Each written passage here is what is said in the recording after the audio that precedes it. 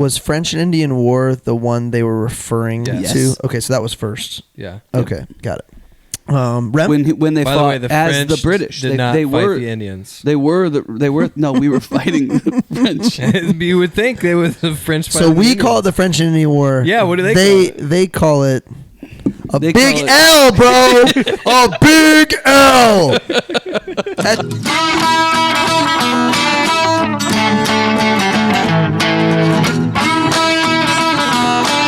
Welcome to The Cover, where three Hoosier friends judge books by their covers and movies by their trailers. That's right. I'm Brett, here with my fellow Indiana natives, Remington and Marcus, ready to dive into the stories that keep us up all night and occasionally put us to sleep. Whether you're a bookworm, movie buff, or just here for the witty banter, we've got you covered.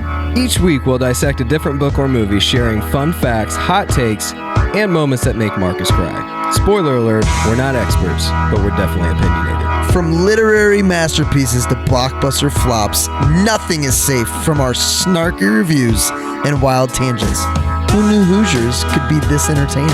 So grab your popcorn and reading glasses because we're about to embark on a hilarious journey through the pages and screens that shape our lives.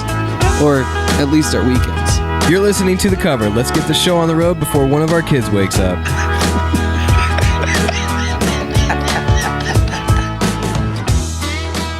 Well, Rem, Do you think if we still all worked together, we'd be like super productive? Would it be distracting at times? Well, I think if we were all still doing that business, I think we all have enough priorities in our life to take care of that Or we'd have to work We'd hard? have to be. Yeah, That's we'd true. have to. Yeah. Yeah. I just know it's really easy to get talking. there are if you're in the 15. middle. There are 15 kids between the three of us. However, I would say this: when I'm in a great mood, I don't need to work as much. Yeah, I'm getting a lot of That's results, so maybe it wouldn't matter. that's true. You know, when I stop getting the results or feel like I'm just dogging in my business is when I'm not having fun. Mm-hmm. Yeah. And sometimes it's like weeks into it and I realize I haven't had fun for weeks. Mm. And you have to like prioritize fun. Like insert joke here, ask this question there, because you just forget to how to have fun sometimes. Stand on top of a table. Yeah, or a roof. Yeah. I think that for me, it's that and I'm having fun, isolation, and when whatever I'm choosing to do with any free time I have, based on those decisions, it's usually like 3 days, and I'm like, yeah, something's off. You know, I mean, I think not even just COVID, but the digital age has kind of made us go into that more of like isolation mode, because when we were all working together, there were still cell phones, but we were in the office by 7 and left by 7 or 9, like working 12-hour days. Yep. And it flew. Yep. The summer flew. Yep. Because we were having fun the whole time. Like I'd rather be, even if I'm not working, I'd rather be at the office than I'd be at home, you know. You were together, you were there so much, you had time. Like you could mess around for an hour in the day and you didn't lose the day. Right. You didn't lose the day. Now we're all working, I don't know what you guys do, but let's call it 9 to 4, 9 to 3. We're working 6 to 8 hours a day some days, Marcus. And so we don't have time to mess around. Like an hour is, 15% of my day. That's true. Yeah. Marcus was at Park's place today, and I went in to meet with somebody. That was with the client. I'm not saying it. If a client wants to meet me, I suggest there. In the middle, there's like a handful of people eating on the patio. I go, "Hey, you're the guy from that podcast. I love that show." Dude, okay, time out. This was cool. So, sorry, am I allowed to talk? Is this like the league? Am I allowed to have another league? Are you talking about another I'm talking podcast? about my other podcast. Well, that's what's new, I guess. So, no, what's And really... if your podcast will sponsor this show, we'll let you talk about it. So, dude, look at the... So, this text I got from my pilot today, she's texting PRs. I don't know who she sent this message to, but when my staff sends out messages to new recruits, it says, "Hey, this is Brett Wiggins, da-da-da." The response, I certainly would be interested. On a side note, are you the same Brett Wiggins of the CSB High Hands podcast? Nice.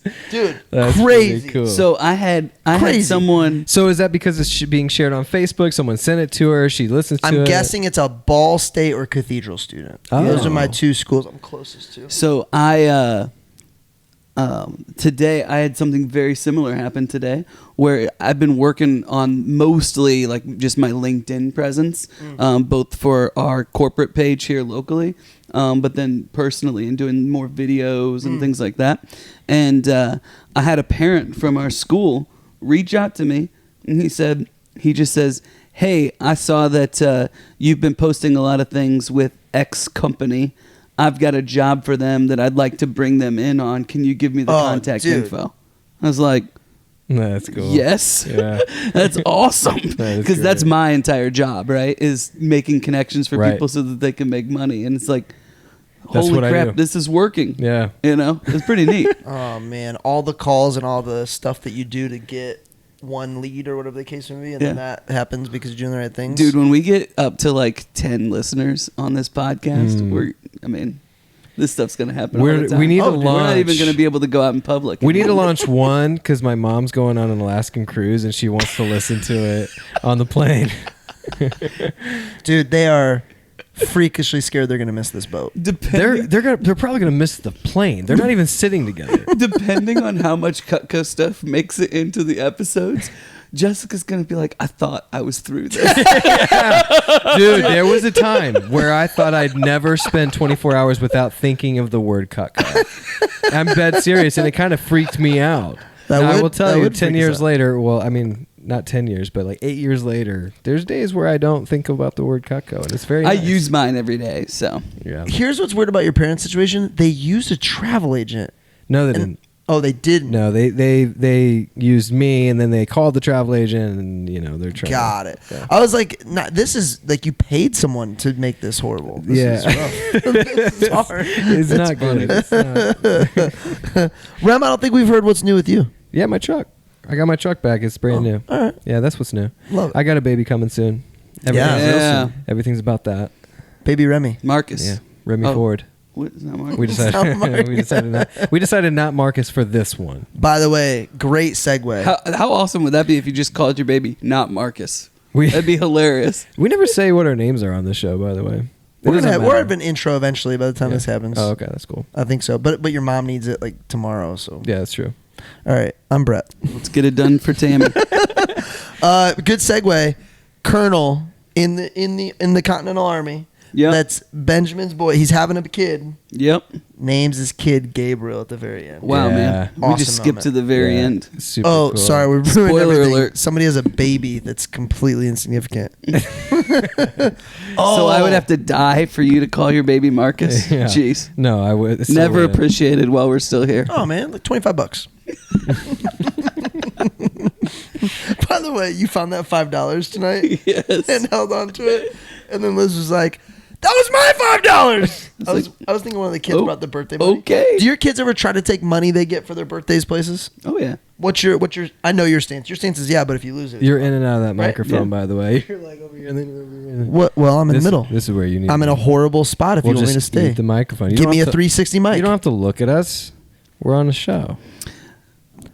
Anyway, So look, it's their like money to this? spend. Like that. It's their money to spend or to lose. That's my. I like it. Rem, what's your stance on your kids taking their money out? I did it. He's looking at me like Oh my gosh! No one's gonna watch this show anyway. They're gonna, if anything, they're gonna listen to We've it. talked about the Patriot for minutes. Is that what we watch? Yeah.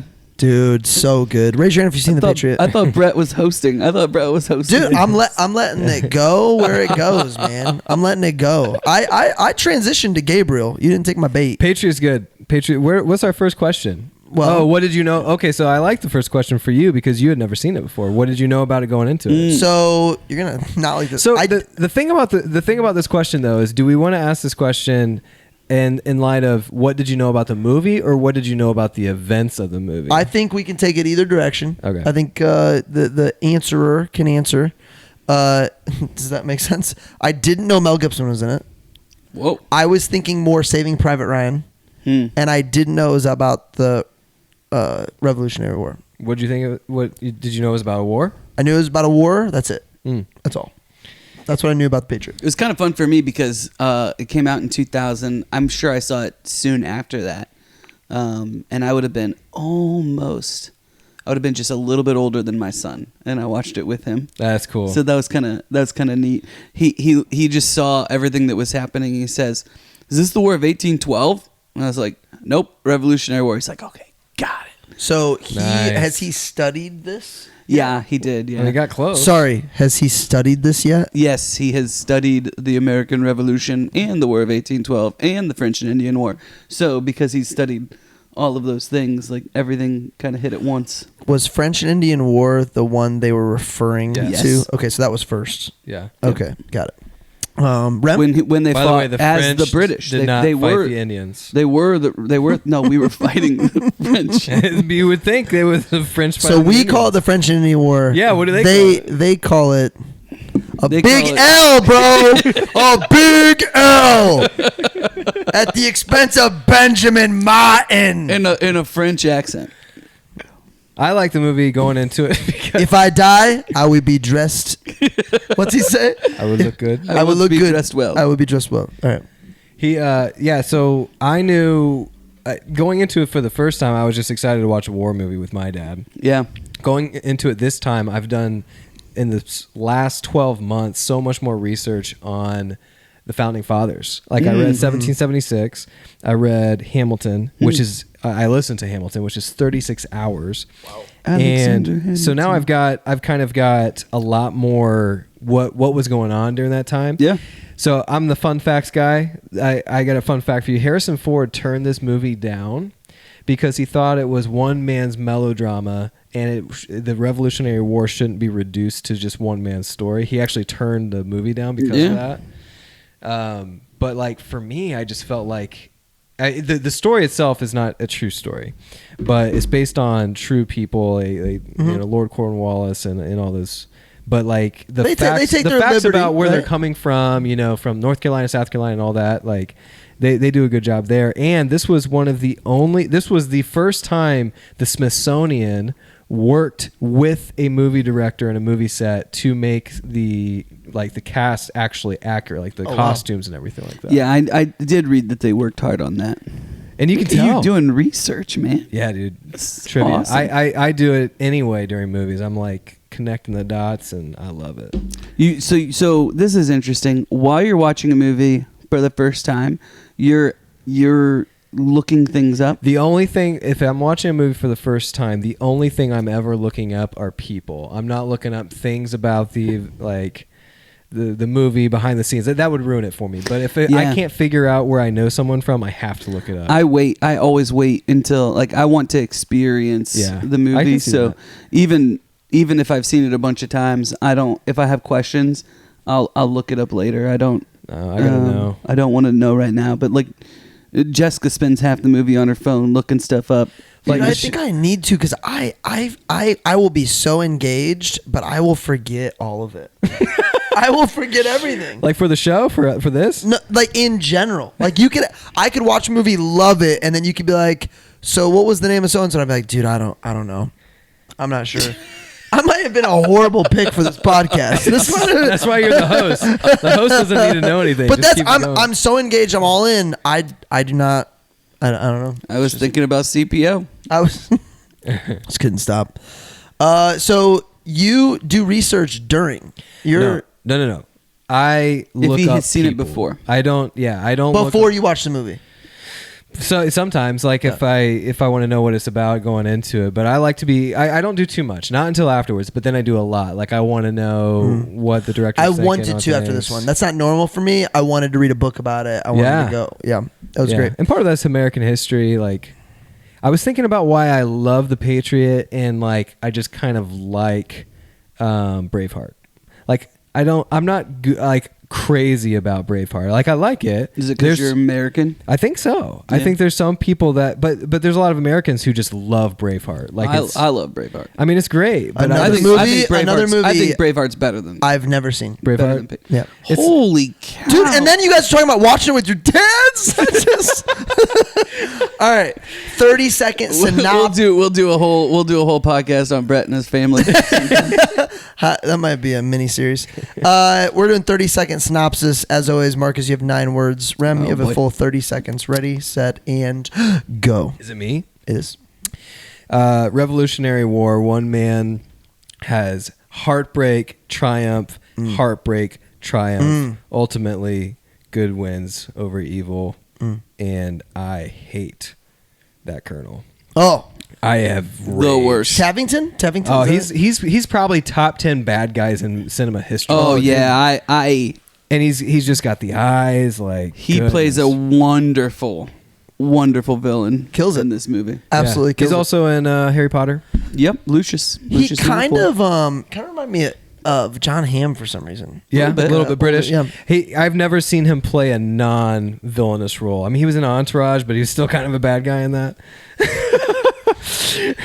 You remember that? I haven't scene? even thought about that in a long time. But like he was, I've never seen him play like a. Now he might be in. So some is it? Do you think movies. this movie was early in his come up of his celebrity career? Well, I was Or- telling Marcus before the show started. So they ran out. Another fun fact for you: they ran out of money because they gave Mel Gibson like $25 million for the movie, and they were Worth it, by the way. They wanted Kevin Spacey, and they didn't have enough money for him, so they got him. And Kevin Spacey would have been the wrong move. He probably would have done a great job, but this guy is British, Man, and just he crushed it. He Yeah. crushed it. All right, 30 seconds of slam poetry. Here we go. Bad guy grows up, matures, realizes not the best moves. Family changes everything. They come for him again. He's like, no, I'm a changed man. His son, you can't change DNA, completely turns into him when he was younger. Then he's like, all right, I guess this is the right thing to do. Loses sons, but then finishes strong. So much more I wanted to say. 30 seconds. So All right. which son was harder for you to watch, Thomas or Gabriel? Thomas was such a shock to me because it was the first first death in the movie that was like meant something. Yeah. So that was tougher for me. I saw Gabriel You kind of saw it coming. it just took so long. You know, he's walking up Plus to him. you know, this is sad to say, but at the time he has nothing to live for at that moment, like in Yep. his head. Yep. His wife Yep. of one day, 24 hours, is murdered brutally, and he wants to go down in a blaze of glory. That's why he joined the ranks in the first Two place. things I thought of. The reason he died was because he was going down the path that his dad went down, which was like, His dad didn't die though. well, no, but the reason he died was instead of just letting him be there, or shooting him from afar, he wanted to stab him in the back. Mm-hmm. He wanted to make it brutal. He wanted to make it personal, and that's what I think. Well, he didn't want to stab him in the back, just to be clear, because he rolls him. He rolls him over. He wants to. I mean, he wants to- But he does. The guy rolled over on his own. No, the dude was rolling over. Either he way, wanted to not kill about him. not about stabbing him in the back. He wanted to he wanted to stick it to him. Yeah. And that's ultimately what led to his death. Thomas was just a dumb kid. Like it's so painful to watch it, dude. What are you doing? Yeah. Well, how old do you think Thomas is in that moment? He's 15. He's 15. Got it. Because he's got 2 He years. he got was 2 years going to before his he could- dad yeah. that he would go when he's 17. He said that's 2 Marcus, I years. keep talking about this stuff because I'm trying to buy you time for your 9. I think I'm You good. ready? I think I'm good. Rock and roll, man. Man from Carolina leads militia to save American Revolution. Dude, I'm telling you, man. good. You do a lot with 9 words. You do a lot. I gotta be Hashtag better. rhetoric. Gotta be better. I gotta be better. Oh man. 9 You know what? words. This is a good evolution of 30 seconds though, because you got mine, which is the full lot of words. You've got Brett, which is half the words, and then half the words of that you got half the words of one that word clues. in half the time. Yes, Tops. We have to do 22 Jump Street sometime though, because I just want to hear Brett talk Do the about slam slam poetry. poetry.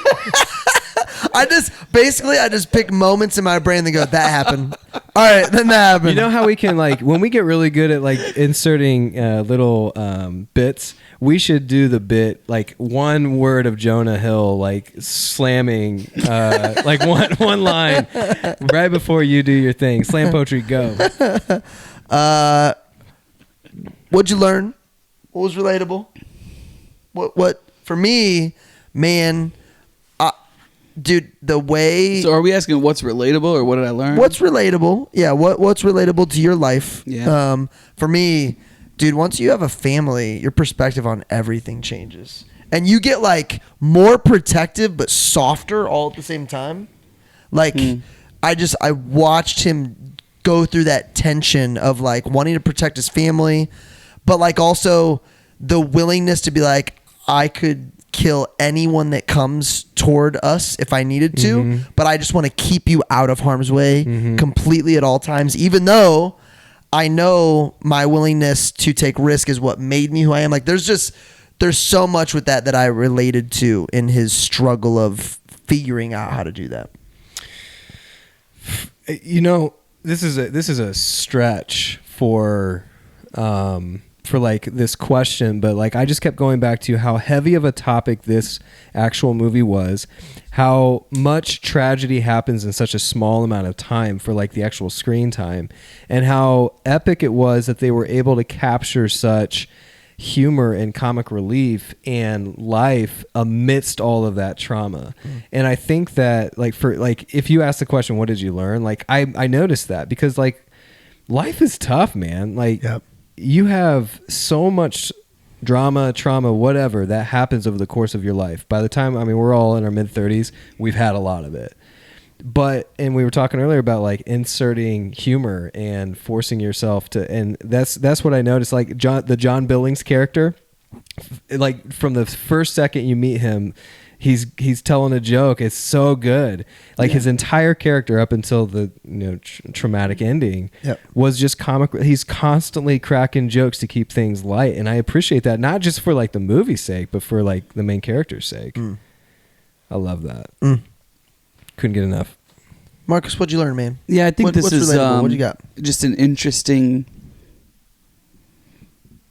just a really interesting story about this father who wants to, who sees his family as his like primary mission, right? But he's also very principled. He says something, and I know we'll get to quotes later, but he says something that he later right now. he says something that he later regrets. He said, "I'm a parent. I haven't got the luxury of principles." You know, when he abstains from the vote for the Carolinas, or maybe it was just Carolina at the time, but he abstains from the vote to go to war because he says, I can't fight. Right. Yep. So I'm not going to have and so I'm not going to send other people's sons I'm not going to send other people to go fight a war that I can't fight because his wife has died. He needs to raise his kids. He wants to be a dad. He's struggling with what is that versus the greater good, right? And then, in terms of like story arc, later he tells what's her name, Elizabeth, or the sister Margaret? Sure. I don't remember. But he says later, I've done nothing of that I am ashamed. Right? Because she says to him, you've done nothing to be ashamed of. No. And then he says, I've done nothing of that I am ashamed. And for that I am ashamed. Yeah. And for that I'm ashamed. Yeah, it's Charlotte. Charlotte is her name. Yeah. And I think that's really, really tough as a father. He's got, 7 kids? Something like that. He's got either 6 or 7, which is the exact number that I've got. 6 or 7. 6 or 7. You couldn't have picked a worse phrase. 6 or 7. The exact number I've got. I guess. But he had 3 sons. No, he had 4, didn't he? You know what? He had some sons, he had some daughters. He had 4 sons and 3 daughters. So Did you watch 7. this movie? He had 7 kids. But the difference in the ages and the way that you've got to deal with those kids, like you guys were talking about the son that kind of broke you the most. Well, actually, for me, that was when he has his youngest son kill one of the officers, and his youngest son can't even look at him. He kind of disowns him for a minute. After a while. Yeah. Like, that was heartbreaking. Yeah. Yeah, you have the two sons that were younger that he takes into the forest to to shoot, and a couple times they aim at him and he jumps out and screams to get their attention. Yeah. And I mean, that's what got him the nickname Ghost, was that. Right. Well, that incredible. I mean, that is the most epic scene in the movie, in my opinion. by the Dude, way. it's good. The way they film it. That final battle. Well, and then but interestingly, right? They watch Gabriel, was it Nathan and whoever the other son was? They watch their dad. Yeah. Enraged, Right. and in like he's in Lost this control. fit of revenge, Yep. just hacking into that guy. And then what does Gabriel want to do at the end? Yep, exactly. You were Right. talking about that, Yep. but at the end, that's what he goes to do, and that's ultimately like That's what interesting. kills him, and that's really interesting because in terms of the arc of this story, which really is one man's story, right? Yeah, Which it's is why funny you're Harrison. pointing that out, because he's like, even the scene where they're eating an apple, he They says do the same. They do the same motions. They do the same. They're the eating the movie, exact same way. The movie makes it very clear they want you to see that he is his father. Yeah. And that, but I've never put those two together where he's about to go hack up that guy. That was something that I really put together when I was watching this, just thinking about, oh wow, there's a lot of symmetry there, and then he talks about how his past sins have come back to haunt him. Dude, 100%. It's like, man, And our kids are not. You see this stuff in your kids all the time. They're not listening. especially as they get They're not older. listening. They're watching. Yeah, 100%. They are not listening. They are watching for sure. your best characteristics and your worst, and when they're doing the things that are your worst characteristics, it is tough. For me, most relatable. I have all girls, so when Susan won't talk. Susan also looks like one of your girls. yeah, she does. Oh my goodness, she does. She Yeah. really does. Yeah. So she won't talk. It's his youngest. I'm guessing mother died. Did we ever find out how? It might have been. I think it was sickness, because I don't know So if they really say. basically, her version of her dad has never been just dad. It's been dad and mom. Whatever. They've got a tough relationship. She hasn't talked. She doesn't talk for the first couple of years of her the life. way that they suggest it is that basically she didn't talk her since her mom died. Since her mom Got died. it. So then he finally leaves with the militia. He's coming back. Gabriel lies to him, and he's like, "Dude, Susan said she loves you. She knows why you got to be gone. Whatever." Comes back, and did she say "I hate you" to his face, or what is? No, she told that to Gabriel. She told it to Gabriel. She didn't say anything to him. She didn't say anything. Oh, right, duh. Okay. Yeah. So she runs away. The worst He part knows that she's been talking. and she won't talk. But And the she worst won't part talk is he to him. reaches out to hug her, and Yeah. she backs away. Yeah, she runs away. So that's tough on the morning car ride to school when I know I'm gonna see him in 6 hours. Right.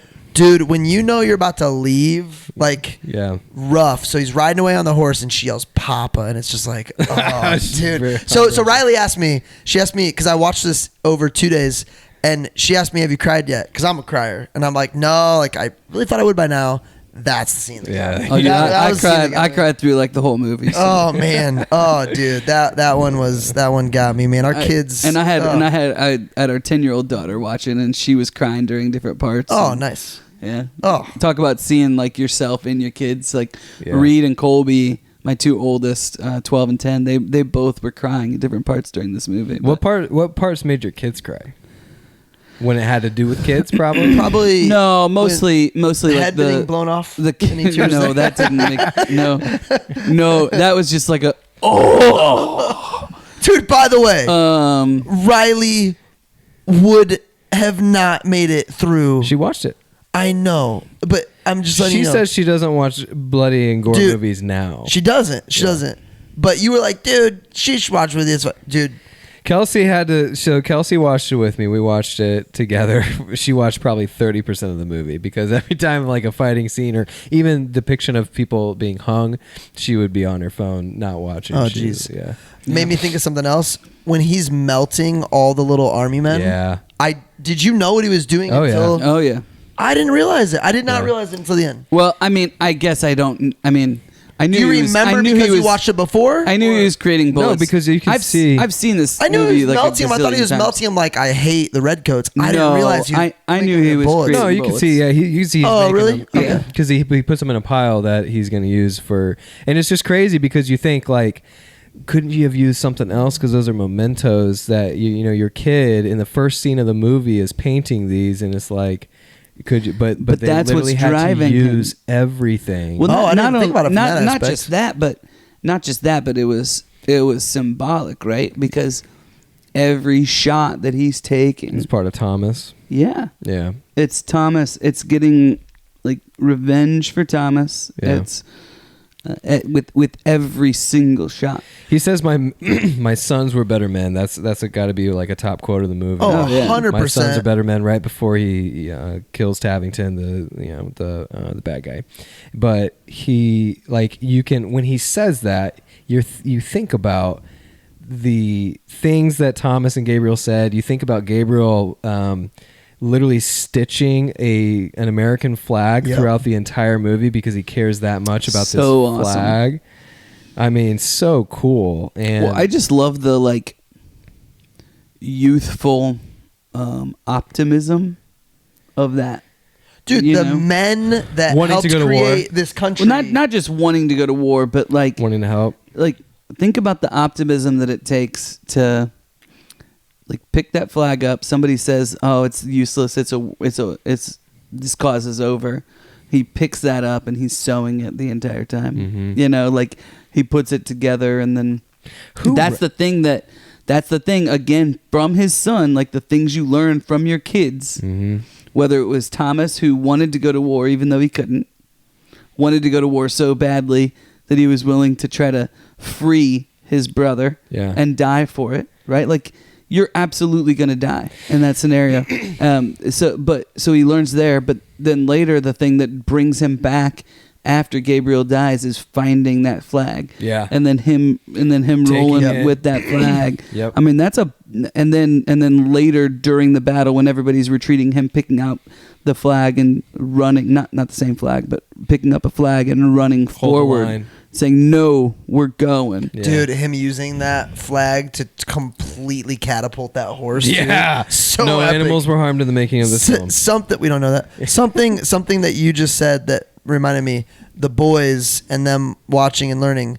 You said his youngest boy was like super mad at him after they killed the colonels and stuff. Yeah, no, I don't know about mad at him. To me, he was just hurt. He changed his didn't whole know how to- perspective on yeah. who his dad was. However, who completely saved the family when they came to the he the was plantation to light the place on fire?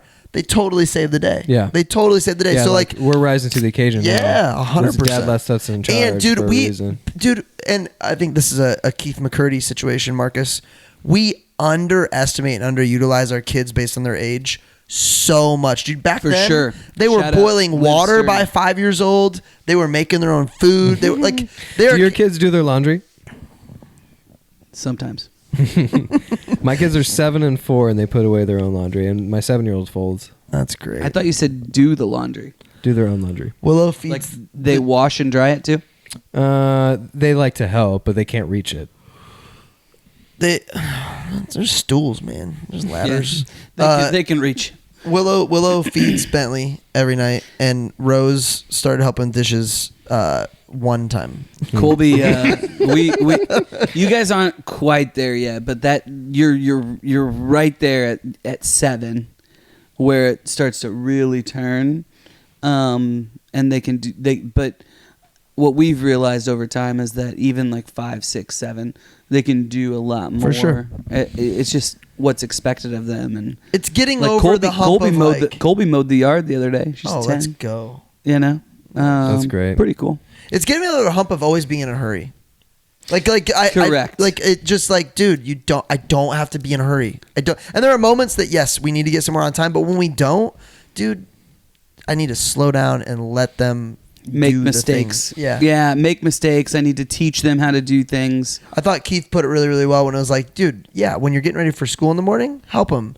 At night, if they spill the milk on the floor, they got all night to clean it up. 100%. Like those are the times to let them do this kind of stuff. So I thought this movie really reminded me of like, hey, kids are capable of so much more. And when you mentioned the youthful optimism, dude, not just kids, we are capable of so much more. Yeah, Like, dude, these men were men. Yes, Dude. Like they were stood there dude. when somebody's looking across the way, how ready wild to is shoot that? them. Bess, I'm glad you brought that up. And is that real strategy? That was how they did it. They did that. lined up. They did By the way, that they did that in up until Greeks and Romans, and like they would did just that. line up and shoot each other. They did that up into World War One, even World War Two. But the weapons had gotten so good in World War Two, they were like, we got to change things. Well, because what level of it was honor of this is how we do war, and we're going to be men I think about for the it? British, that's why they were so frustrated. Well, that's why the even British a scene in the lost. movie. They're like, the militia won't fight, by the rules. Well, that Got was it. that's ultimately specific why they that lost. specific guerrilla warfare. Yeah.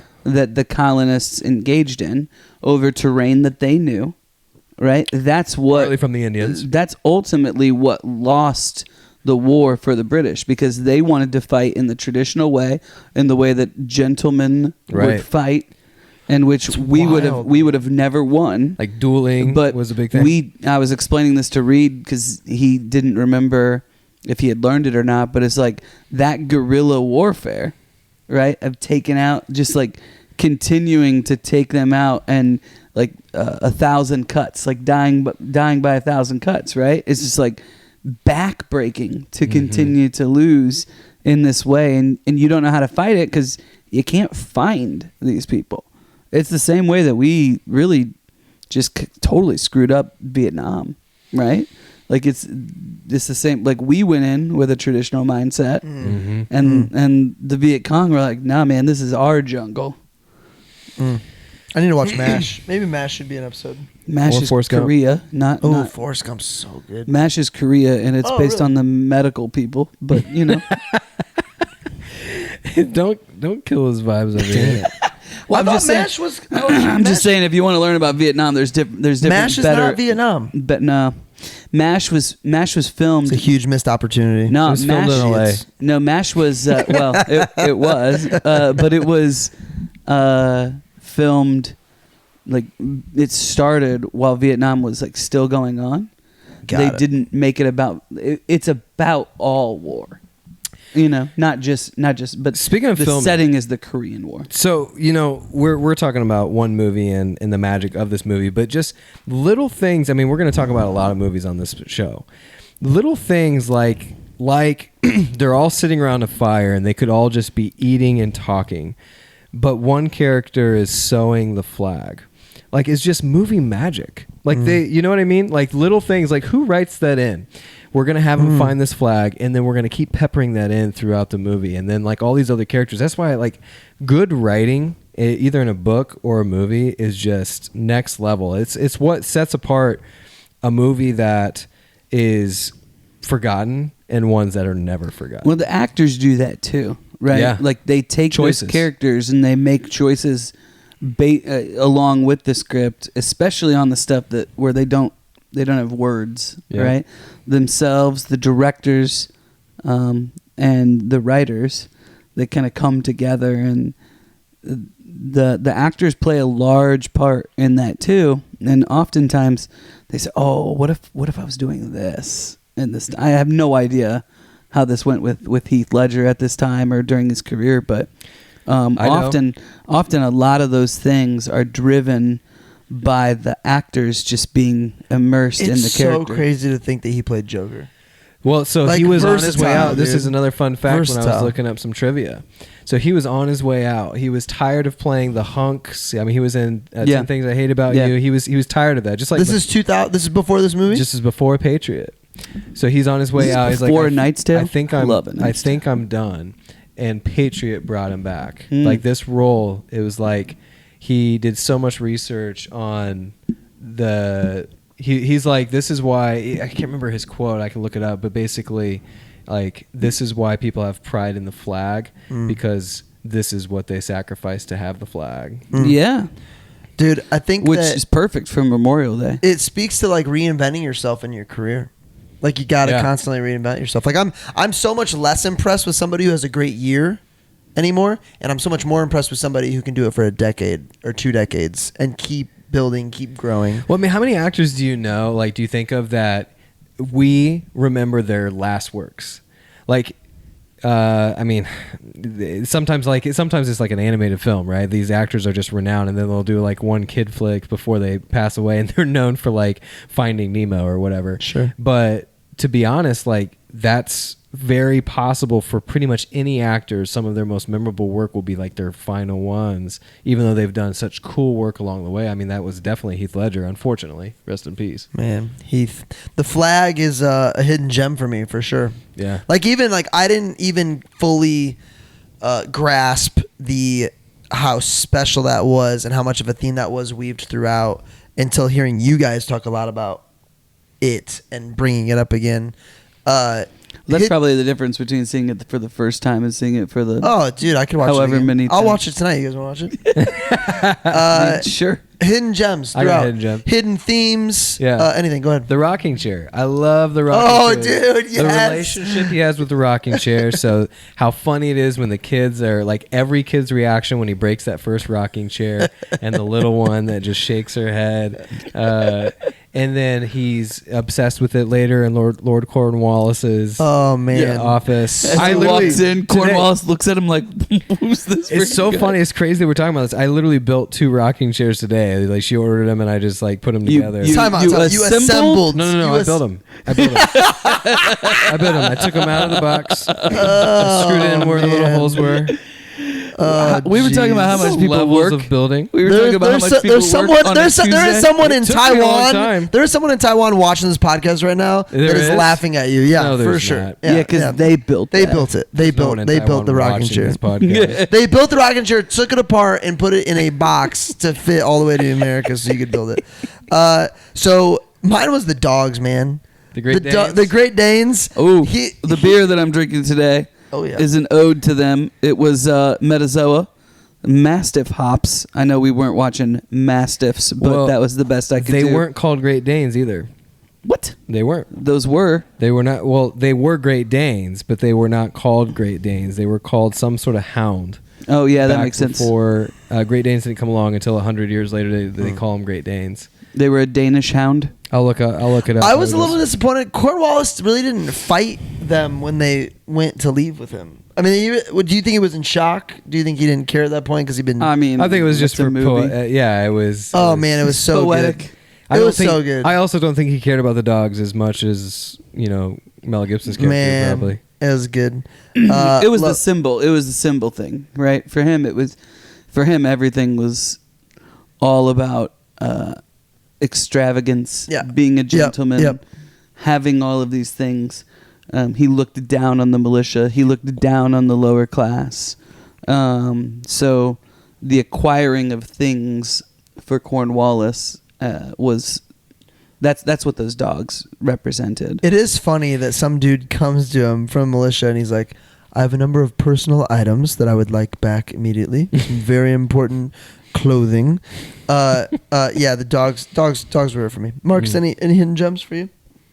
This wasn't a question I thought very, very much about, so I'm just going to say no. All right. That's fair. That's good. Quotes. I'd love to hear some quotes. One of my favorites, Rem already brought up. No, but my sons were when he's eye to eye with Tavington at the end. Tavington says, "Kill me before the war is over, will you? It appears that you are not the better man." Benjamin Martin says, "You're right. My sons were better men." Dude, he's so proud in that moment of them. He's just so proud. Yeah. Mm-hmm. Well, proud, sad, reflective. A lot going on. I got a good comic relief one. So they're the stuff had just gotten there on the ship, and there's 2 really good quotes back to back. Actually, they're on the rowboat. They had just stolen the stuff, but they're wearing the red coats, and he goes, "This stinks." And Mel Gibson goes, "Well, there's a dead guy in it." It's so good. That's so good. And then as soon as they blow up the boat, the lady goes, "Oh, fireworks!" Lovely. I think that sums I've always up. remembered My that. kids all laughed at that one, think by the it's way. that all the time. It sums up, though, to your point, Marcus, why they lost the war. Mm-hmm. It was like, hey, you want to go to America and watch us kick some ass? And that absolutely is why they lost. Yeah, They I mean, did not- this is obviously like it's historical fiction, Yeah. but it speaks to some They're greater at truths. a dinner party Right. in the middle of a war, Right. just hanging out. It's wild. Celebrating, really. Yeah. So one, I didn't mention this because I didn't think about it very much, but I don't know if we call it a hidden gem or just a character that I really appreciated. But I loved the pastor. Yeah. Oh, I dude. loved him so much. Him and John Billings. And they looked at the pastor as he was leaving. They're like, Pastor, and he says, "A shepherd must tend to his flock, and at times fight off the wolves." Yeah. Dude, And loved it. loved that part. Loved it, and great reminder. Like, I mean, absolutely. I and they all just kind of contemplatedly nodded their heads, right? Like, you know what? That's right.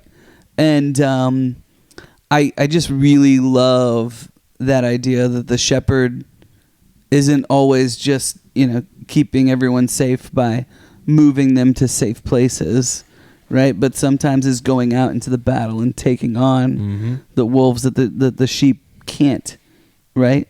Protecting the flock. That's war in general, right? There's a lot of different opinions on war.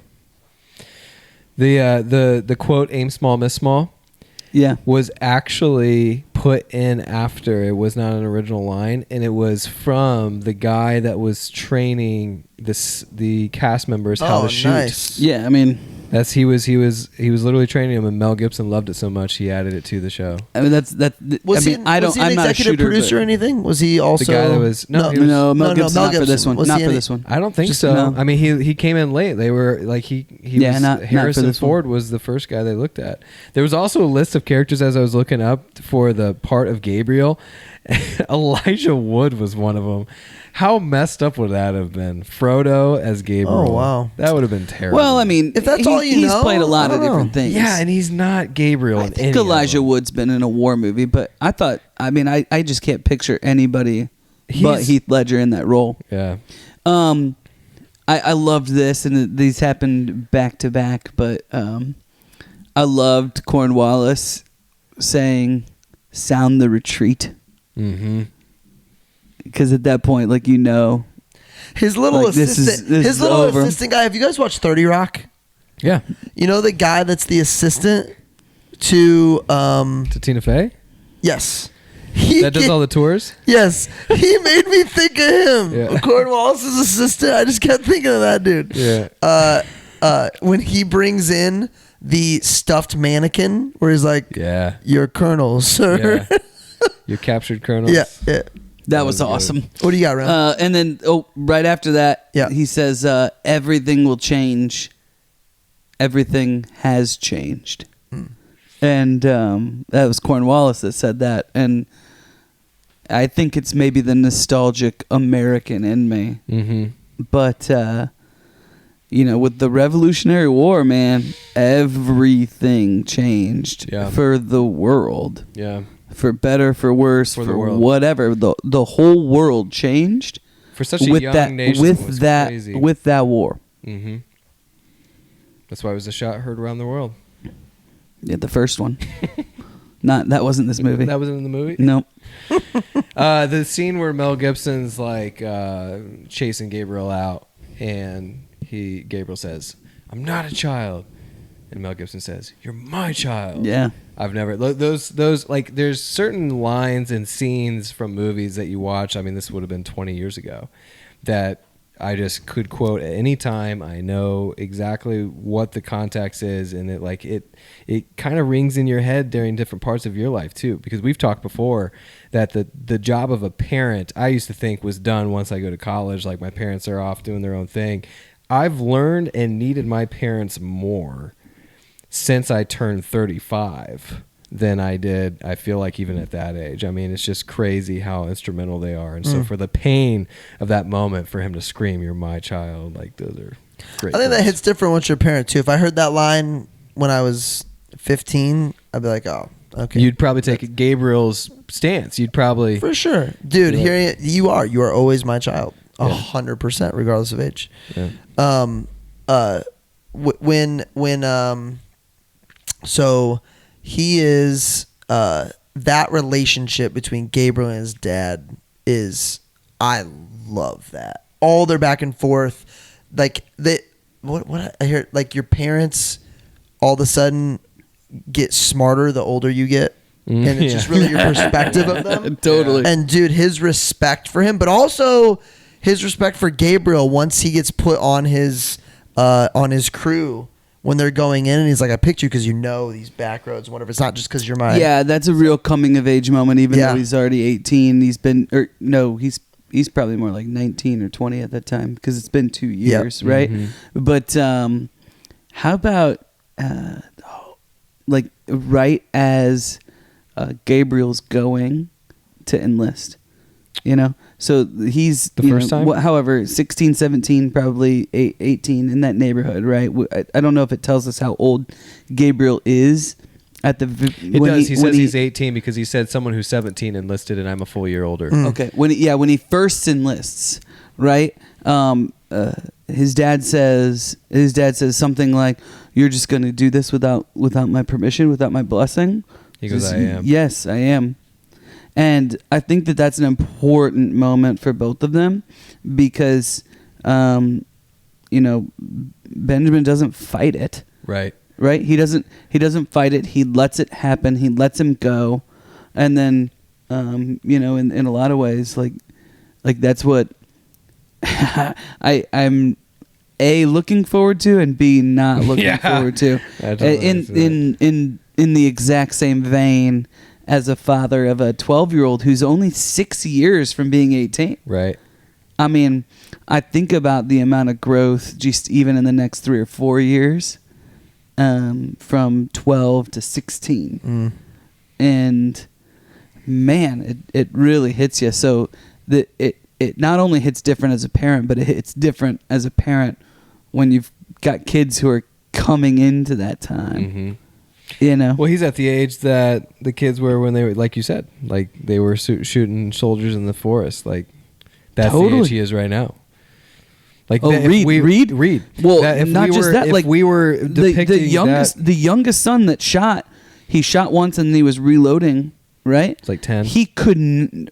I think less. Like I think he was like 8 or 9. Yeah. Yeah, it's wild. But he gives him the gun, and it is not the first time you've given him the gun.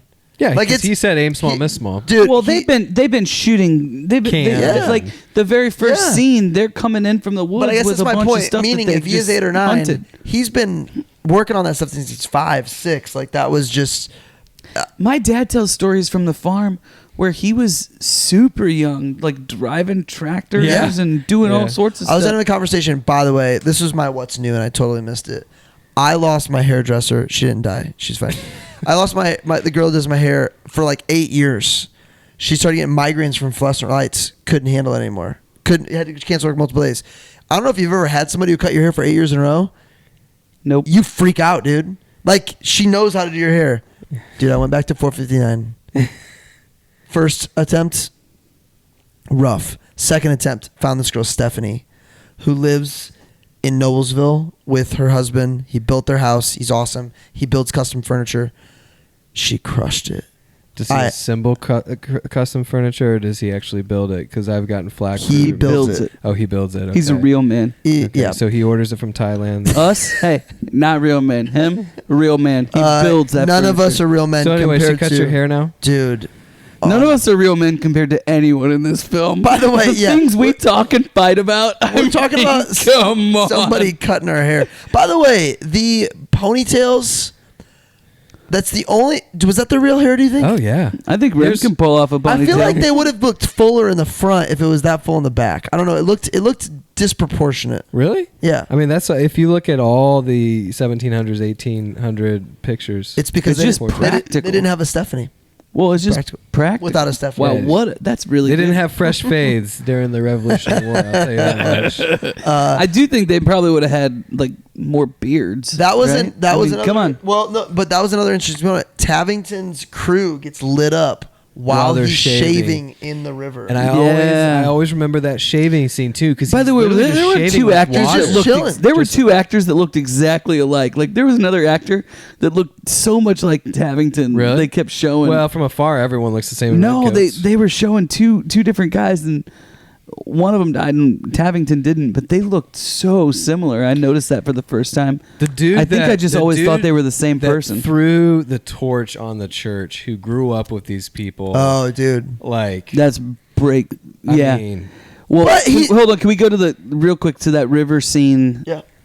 Because one of the things that really hit my kids, especially, was that everyone died on both sides except for one guy who runs away. And who knows if everyone died or maybe injured or whatever, but everyone was on the ground except Tavington, right?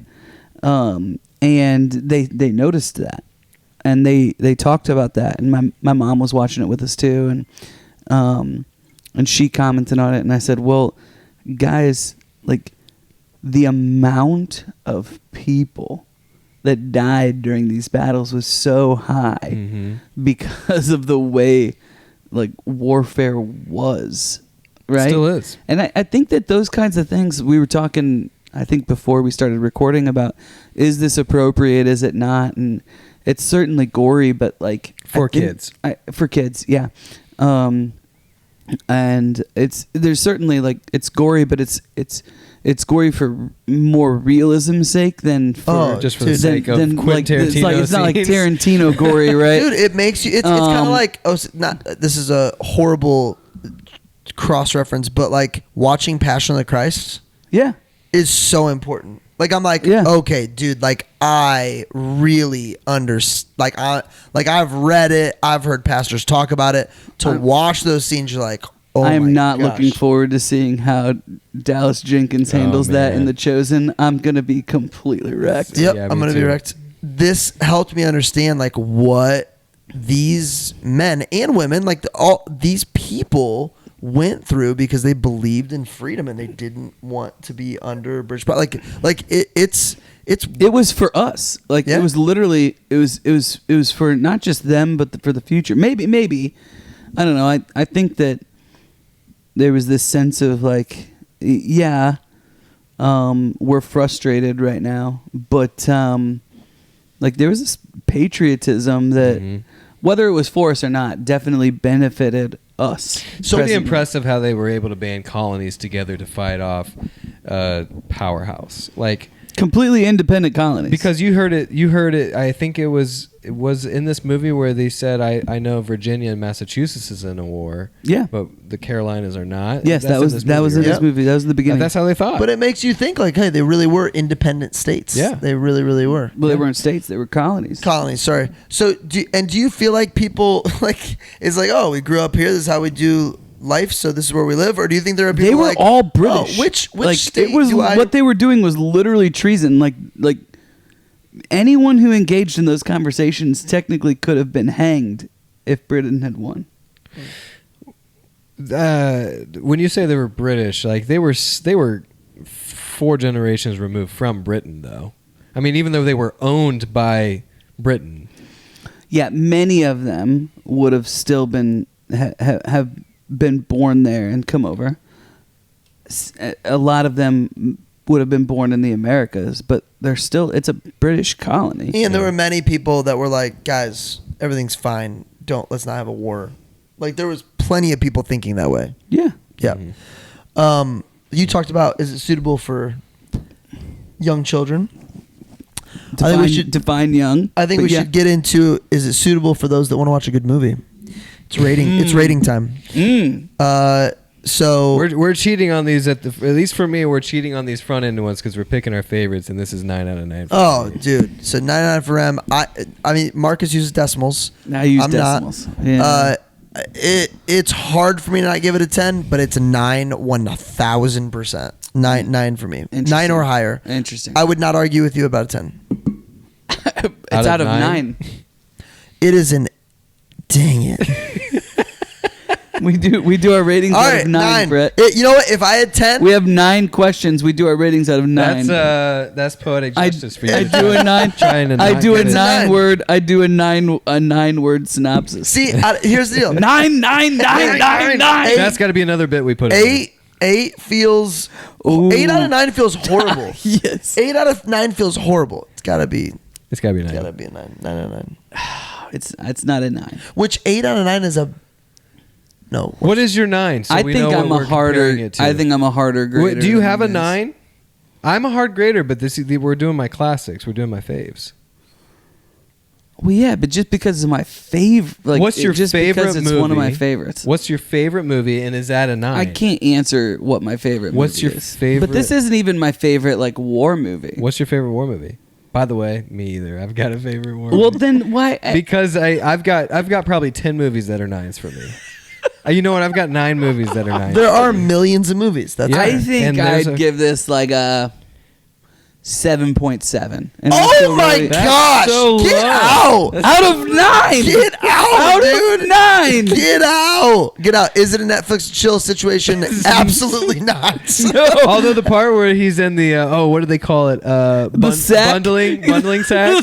That's so good. Dude, that was so I'm a funny. better You guys stoner don't than worry. my I'm mother. so better than my mother. Yeah. I sure hope so. Oh, I sure hope so. Well, of course you call yourself a man. What's next? We got Green Lights. Green lights. Ooh, Matthew Green Lights. McConaughey. I've read it. I think Marcus has read it. Yep. You guys Rem read it has again? listened to it. I'm gonna listen to it. I'm going through Is it it on again. Spotify? Sorry, I listened to it the Oh, first time, dude. so I'm gonna read it. So I read it. I'm gonna listen to it. Is it on Spotify? You know? I got a trip. You didn't listen to it the first time around? It's We just had this so conversation. good But you to didn't listen to Dave Grohl. So I know, we're but even. Matthew McConaughey is like known for his voice. He's known for the way. Dude, You just Dave dude, Grohl. Dave Grohl is Dave better. Grohl Dave is a Grohl- lead singer. Dave Grohl's of better than Matthew McConaughey in terms of listening to that book. I'm sure he's great, but I'm just like, I can't believe you didn't listen to Matthew McConaughey. Rem. I've never listened to Dave Grohl talk until now. He's a storyteller, man. yeah, Yeah, dude. Jeez. great episode by the way. Good. Episode 1 Good or stuff. 2. It might be Who knows what episode it'll be? maybe 0. We'll see. We're still figuring this out. Tammy, we'll get this to you soon for the cruise. Bye, guys.